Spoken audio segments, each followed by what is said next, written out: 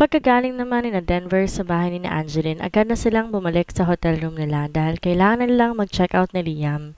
Dahil ngayong gabi na sila babiyahe ni Liam pabalik ng Manila. Paano pre? Handa ka na bang iwanan muna ang mag-iina mo dito? Tanong ni Liam sa kaibigan habang nag-aayos sila ng mga gamit nila. Isang malalim na buntong hininga naman ang pinakawala ni Denver. Oo, kakayanin ko to dahil kailangan kong gawin to. Una dahil sa trabaho kaya kailangan kong bumalik ng Maynila at pangalawa may kailangan akong asikasuhin tungkol sa pagpapaimbestiga ko sa nangyari 5 taon ang nakakaraan sa bahay ng pamilya ni Angeline. Sagot ni Denver. Bakit? May balita na ba tungkol doon? Kunot noo pang tanong ni Liam sa kaibigan. Oo, tumawag sa akin ang binayaran kong mag-imbestiga tungkol doon at may nakuha silang ilang CCTV footage ng gabing yon. Base sa mga nakita nila, may sumalubong sa lalaking yon para makapasok sa bahay ng mga Sanvedra. Kaya't sa tingin namin talagang sinet up lamang si Angeline ng gabing yon. At ako namang si tanga, hindi man lang nakinig sa asawa ko. Sabi ni Denver sa kaibigan. Nako, mukhang kailangan mo nga talagang bumalik ng Maynila dahil marami ka pala talagang kailangan gawin doon. Sagot ni Liam. Sana lang mahuli niyo ang kung sino mang nag-setup kay Angeline. Pero na naman kayang dahilan ng tao na yon para gawin niya yun kay Angeline? Pagpapatuloy pa ni Liam. Hindi ko rin alam at kapag talagang nahuli ko kung sino may gawa nun, pagbabayarin ko talaga dahil sinira lang naman niya magandang pagkasama namin ni Angeline. Ines na sabi ni Denver habang nakakuyom ang mga kamao niya. Hey, relax ka lang bro. Baka ako ano magawa mo dahil sa galit mong yan ha? Isipin mo ang mga anak mo na naghihintay na balikan mo sila. Pagpapaalala ni Liam sa kaibigan dahil alam na nga kung paano ito magalit at baka kung ano pang magawa nito kapag mahuli ang may sala. Napabuga na lamang ng hangin sa bibig si Denver para pakalmahin ang kanyang sarili dahil tamang kaibigan niya. Naghihintay sa kanya ang mga anak niya. Palabas na sana ng room nila si Denver nang biglang tumunog ang kanyang phone. Napapangiti na lamang siya dahil numero ni Angeline ang tumatawag sa kanya, kaya agad na rin niyang sinagot iyon. Nauna naman nang bumaba si Liam sa kanya. Hello? Agad na sabi ni Denver pagkasagot ng tawag habang nakangiti pa. Hello Denver, pasensya na sa storbo. Gusto ko raw kasing makausap ng kambal? Sagot ni Angeline at agad na ibinigay sa mga bata ang kanyang phone na naka-loudspeaker. Hello Daddy, sabay pang sabi ng kambal. Hello babies, o bakit di ba kayo natutulog? Gabing-gabi na, sagot ni Denver.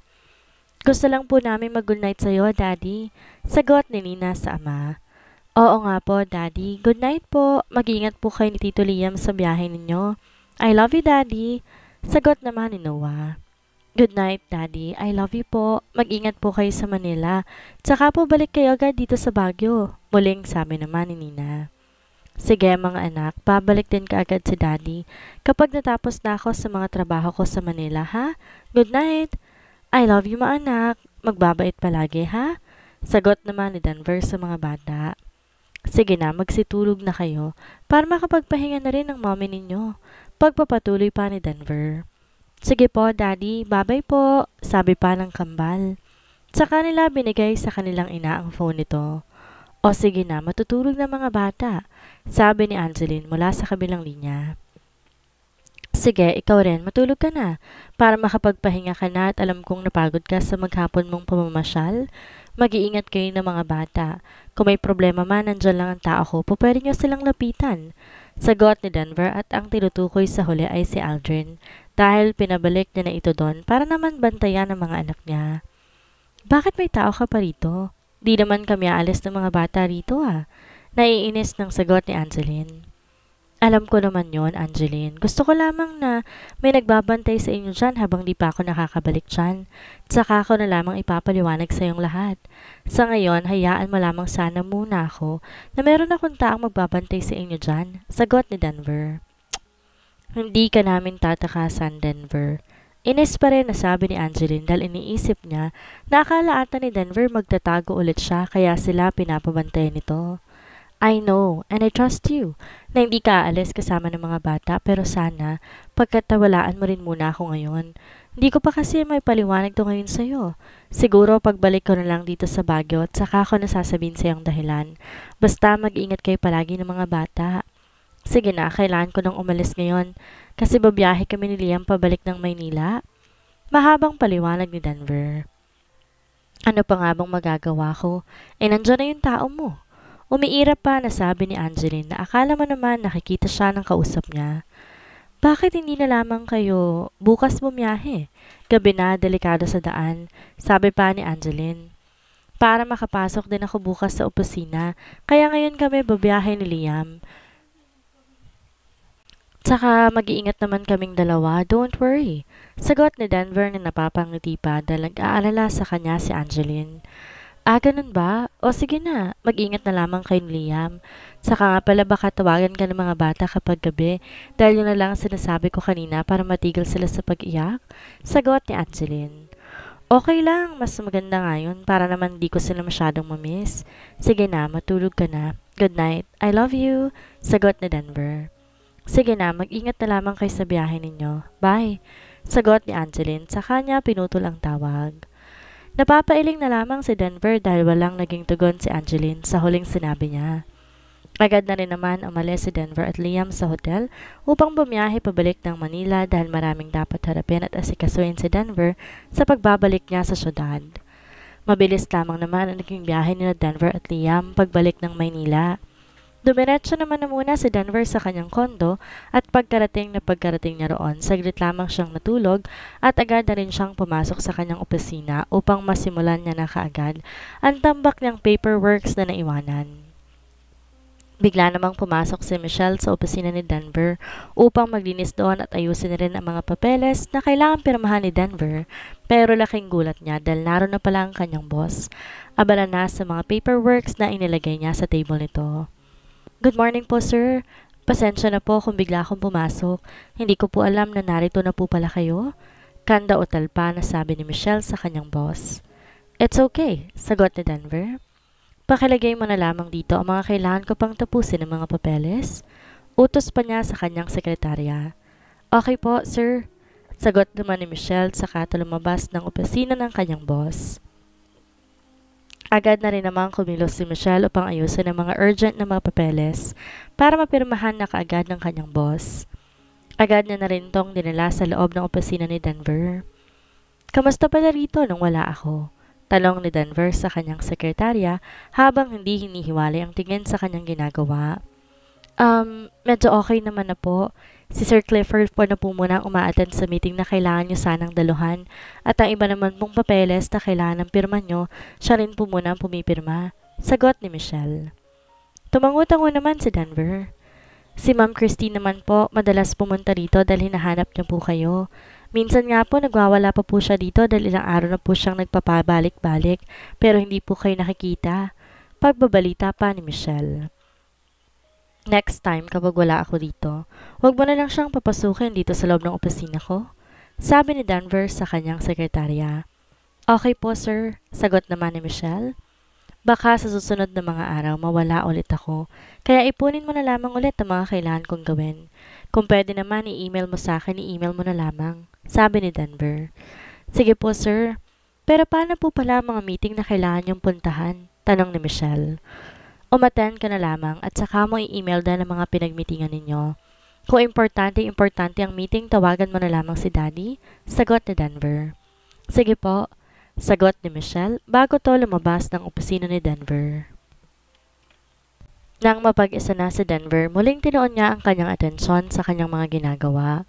Gusto niya kasing matapos sa talaga kaagad ang mga yon para sana maasikaso niya na iba pa niyang dapat ikasuhin gaya na lamang ng pagpapaimbestiga niya sa mga nangyari noon 5 taon nang nakakaraan.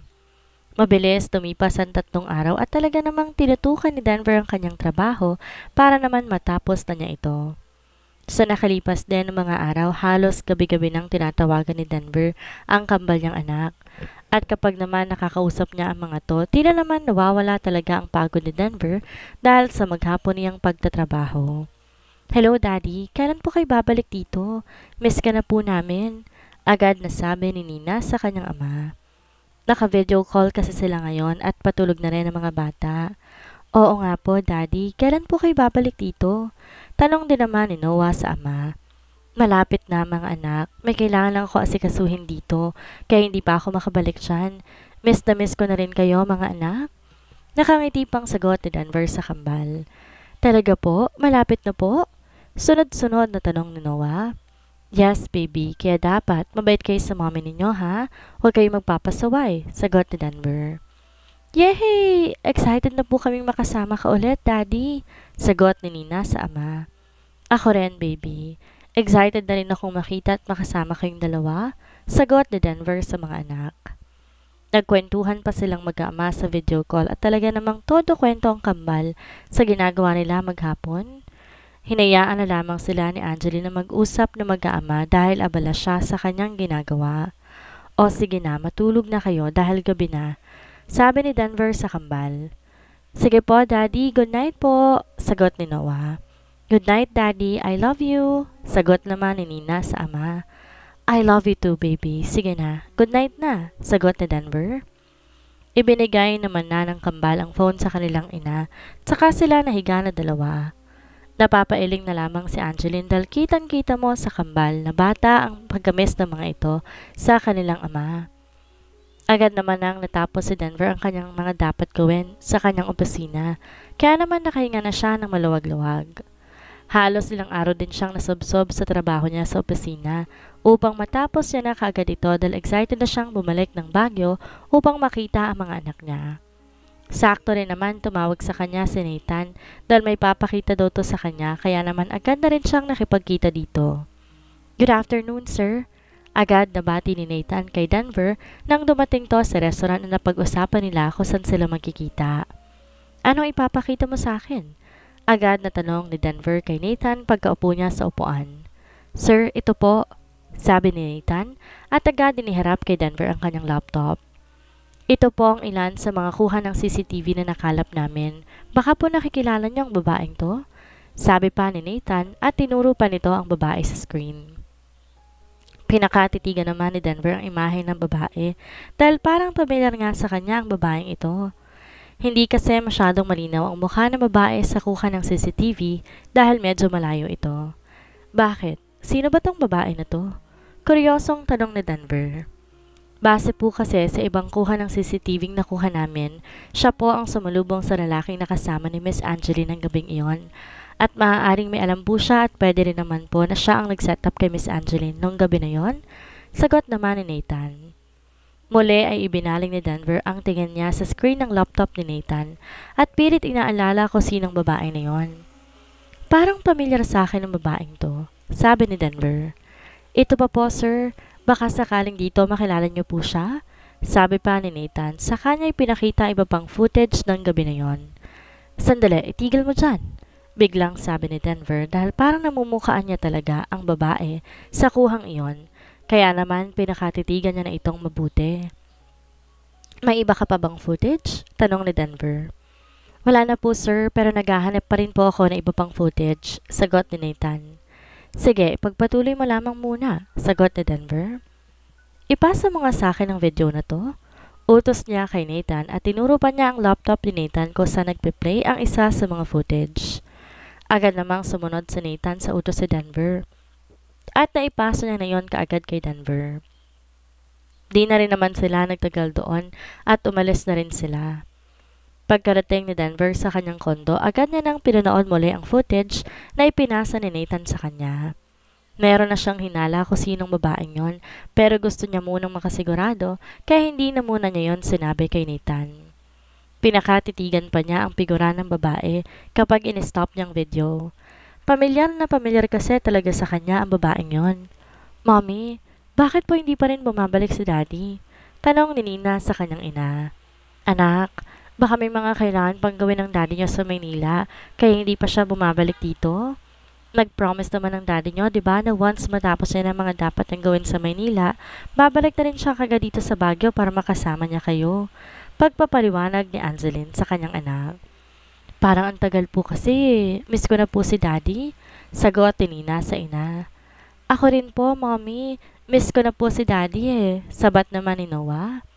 Babalik din ang Daddy ninyo, don't worry, sagot na lamang ni Angeline. Dahil wala na siyang maidahilan sa kambal, halos araw-araw na siyang nagtatanong ng mga ito gayong wala pa namang isang linggong nakalilipas mula nang umalis sa Denver. Sige po, Mommy. Hihintay na lamang po namin si Daddy at sana po bumalik na po siya dito. Sagot pa ni Nina. Oo nga po, Mommy. Sana po magstay na lang si Daddy dito para masaya. Sagot din naman ni Noah. Napapangiti na lamang si Angeline dahil kita niya sa mga anak niya ang pagkasabik ng mga ito sa kanilang ama. Mga anak, pasensya na kayo ha, kung hindi niyo pwedeng makasama ang daddy ninyo araw-araw, sabi ni Angeline sa mga bata. Mommy, bakit po ba hindi pwedeng tumira si daddy dito sa atin? Tanong ni Noah sa ina. Anak, kasi hindi na kami kasal ng daddy mo eh. Ibig sabihin hindi na kami mag-asawa kaya hindi na kami po pwedeng tumira sa isang bahay. Paliwanag ni Angeline. Anak, may mga bagay kasi na hindi nyo pa maiintindihan sa ngayon. Kaya pasensya na kayo kung pati kayo naaapektuhan. Pagpapatuloy pa ni Angeline. Ngumiti naman ang kambal sa kanilang ina. It's okay, Mom. Naiintindihan ka po namin. Ang importante po ngayon, kilala na po namin kung sino ang daddy namin. Hindi na po kami maiinggit sa ibang mga bata na kilala nila ang daddy nila dahil nakakasama na rin naman po namin ang daddy namin.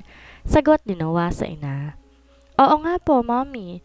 Masaya na po kami na nakilala po namin siya kasi alam po namin babalik din po siya kasi napag-promise siya sa amin. Sagot ni Nina.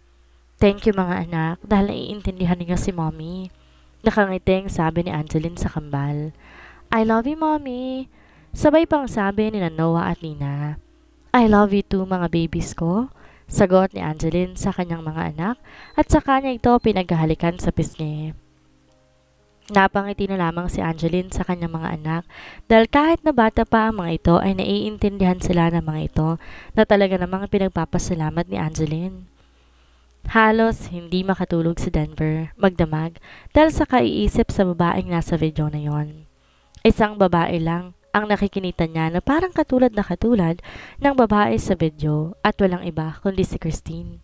Pero napapaisip siya dahil makakaya bang gawin ni Christine ang bagay na yon sa sarili nitong kapatid? At isa pa sa gumugulo sa isipan niya, bakit naman yun gagawin ni Christine kay Angeline? Dahil sa naaalala niya, ayos naman na silang tatlo ng mga panahon na yon. Sa sobrang pag-iisip naman ni Denver, hindi niya na namalayan pa na nakatulog na pala siya. Kinabukasan, nagpa siya na lamang si Denver na kausapin muli si Nathan dahil may panibago siyang ipapagawa dito. Nauna naman dumating si Nathan sa restaurant at tinintay na lamang niya doon si Denver. Good morning, sir. Bati ni Nathan kay Denver pagkarating nito. May bago akong ipapagawa sa'yo. Gusto ko sana imbitahan mo, imbestigahan ang babaeng ito. Sabi ni Denver at sa kanya iniabot ang larawan ni Christine. Agad naman na kinuha ni Nathan ang larawan at napakunot na lamang ang noon niya dahil natatandaan niya na kapatid ito ni Angeline. Sir, si Mrs. Christine po ito, di ba? Ang kapatid po ni Miss Angeline? Tanong ni Nathan kay Denver. Yes, siya nga yan. Gusto kong sundan at imbestigahan mo ang babaeng yan. Gusto kong alamin mo kung saan ba siya nagpunta o kung sino mga nakakasama niya. Agad mo ring ibalita sa akin kung ano mga nalaman ninyo. Ang tungkol naman sa ninatrabaho mo ngayon, ipagkatiwala mo muna sa iba mo pang mga tauhan. Seryosong sagot ni Denver kay Nathan. Sige po, sir, sagot ni Nathan. Lahat ng impormasyong malalaman mo, agad-agad mong ibabalita sa akin, ha? At sana rin walang ibang makakaalam ng tungkol dito. Tayong dalawa lamang, Nathan, ang nakakaalam ng tungkol sa bagay na to. Sana maliwanag sa iyong bagay na yon, sabi pa ni Denver. Yes, sir. Huwag po kayong mag-alala dahil wala po ako ibang pagsasabihan tungkol dito. Sagot naman ni Nathan. Aalis ulit ako at ikaw na ang bahala ng tungkol sa iniuutos ko. Pinagkakatiwalaan kita, Nathan, kaya't sana huwag mo akong bibiguin. Sabi pa ni Denver. Asahan niyo po, sir, na hindi ko kayo bibiguin at asahan niyo din po ang katapatan ko sa inyo. Magalang na sagot ni Nathan kay Denver. Maraming salamat. Nakangiti naman na sagot ni Denver kay Nathan. Agad na rin naman na nagpaalam si Nathan kay Denver dahil may mga kailangan siyang puntahan at asikasuhin ngayong araw. Naiwan naman si Denver doon na naguguluhan pa rin dahil sa kanyang mga iniisip. Pinili na lamang ni Denver na paimbestigahan nga si Christine dahil ito ang pinaghihinalaan niyang babae doon sa kuha ng CCTV dahil sa matagal nga niyang naging karelasyon si Christine. Halos makabisa niya na ang hulma ng pangangatawan nito at sa tingin niya, parang si Christine talaga ang babae na yon. Hindi niya lang talaga lubos maisip na kung sakaling si Christine ngayon, bakit nito nagawa sa sarili nitong kapatid ang bagay na yon? Ang buong akala niya na mga panahon na yon, ayos na ang relasyon nilang tatlo. Bumalik naman na muna si Denver sa kanyang opisina at nadatnan niya ang kanyang ama doon na hinihintay siya. Dad, kayo po pala. Kanina pa po ba kayo? May kailangan po ba kayo? Agad na tanong ni Denver sa kanyang ama bago siya naupo sa kanyang silya. Denver, matanong nga kita. Saan ka ba nagpupunta at ilang araw ka ring nawawala? Ang mommy mo hindi na mapakali at walang nakakaalam kung nasan ka. Hindi ka rin nauwi sa bahay kahit nandito ka na pala. Hindi mo ba alam na napakarami mong trabaho dito? Sabi ni Clifford sa kanyang anak. Sorry dad, pasensya na po kayo. May importante lamang po ang inaasikaso kaya po ako nawawala ng ilang araw. Paghingi ng paumanhin ni Denver sa kanyang ama. Saan ka ba kasi galing? Muling tanong ni Clifford kay Denver. May pinuntahan lang po ako dad, kaya po nawala ako, sagot ni Denver. Denver Chua, magsabi ka nga ng totoo. May babae ka na ba? At ilang araw ka na namang nawawala. Pwede mo namang sabihin sa amin para hindi kami nag-aalala sa yung bata ka. Naiinis nang sabi ni Clifford kay Denver dahil totoong naiinis na siya. Imbes mabawasan ang trabaho niya lalo na tong dumami ng dahil kay Denver. Hindi ka naman namin tututulan kung talagang nagmamahal ka na ulit. At isa pa pala si Christine. Hindi na tumigil kakatanong kung nasan ka raw ba. May relasyon ba kayo ni Christine ngayon? Pagpapatuloy pa ni Clifford. Dad, wala po akong babae. Sadyang may mga inaasikaso lamang po ako kaya ako nawawala ng ilang araw. Sagot ni Denver. Ang tungkol naman po kay Christine, wala po kaming relasyon. Iniiwasan ko nga po siya, kaya rin po ako maalis dahil ayaw niya akong tigilan. Sagot ni Denver sa ama. Tumango-tango naman si Clifford sa kanyang anak. Mabuti na ang malinaw, sagot ni Clifford. Dapat kinakausap mo si Christine para malinawan siya sa kung anumang estado ninyong dalawa para hindi na nangungulit pa ang babaeng yon, sagot ni Clifford. Sige po dad, kakausapin ko po ulit si Christine, sagot na lamang ni Denver. O sige na, aalis na rin ako dahil may mga gagawin pa ako. At kung ano man yung inaasikaso mo, sana matapos mo na para naman makabalik ka na ng matino sa trabaho mo. At kung may mga problema o kailangan ka, tawagan mo lamang ako. Sabi ni Clifford sa anak, saka to dire-diretso nang lumabas ng opisina ni Denver.